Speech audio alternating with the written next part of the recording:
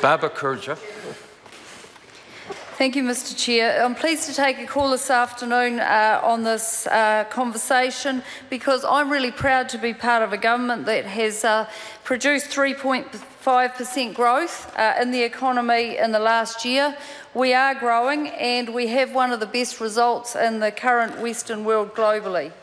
And I just want to bring a little bit of reality to the House this afternoon because we do hear a lot about the falling dairy prices and where they're taking us economically as a country. Well, let me tell you, I've been involved in dairy for a very long time and we do live in a volatile world and prices do go up and they do go down.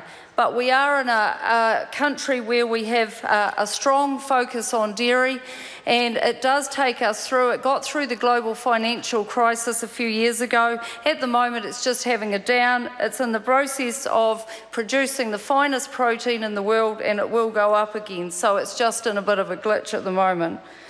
And let me tell you, as someone who's just spent the last 3 weeks of recess out in my electorate of Taranaki King Country, that things are happening in the regions. Taranaki is an end of my electorate, at the southern end of the electorate where oil and gas permits are still being reissued. And let me tell you that it has done a huge favour for the people of Taranaki and New Zealand, not only in the last 12 months. Order. I just invite the member to sit down for a second.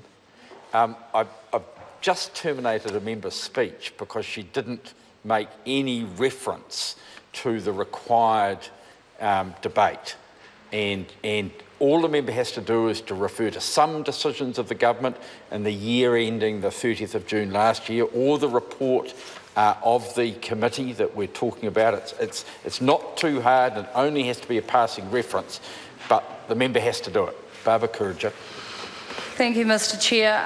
One of the things I did refer to was about oil and gas permits having been issued to help the economy build.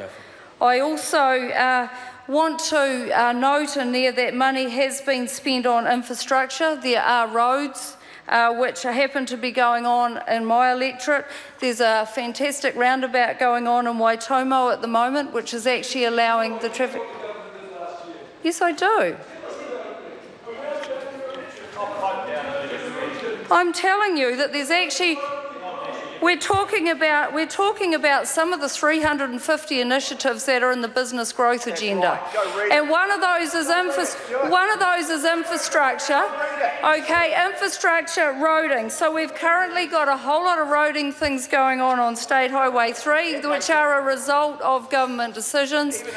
It's around a road that is actually important to the infrastructure and the economy of this country, because we've got products and services that are having to go up and down that road, which are going to the ports.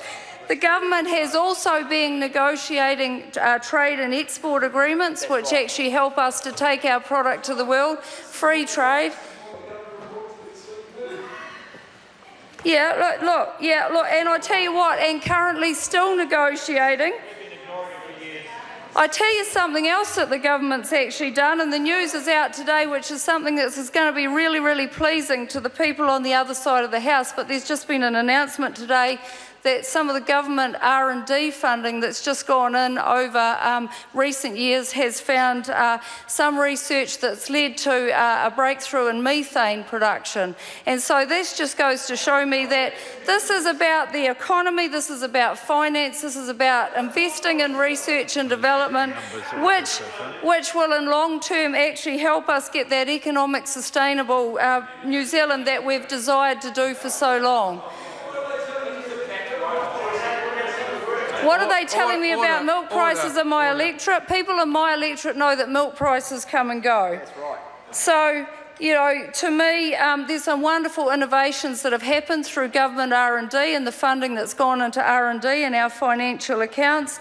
And I just recently, a few months ago, opened a Manuka Health Factory. Now, that Manuka Health Factory is not only about the economy of picking up honey, it's about the economy of taking the UMF factor honey and putting it into bandages and health products that are actually going into hospitals and health services around the world.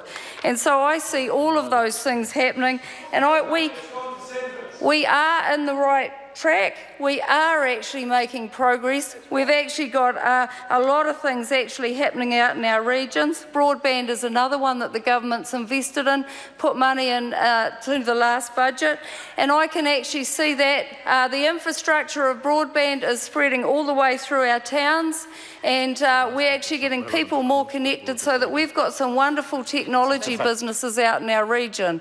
And so, what's that? Like what? We've got people actually in Raglan, our electorate, who are making drones. We've got, yeah, thank you, Mr. Chair. Fletcher Tapito.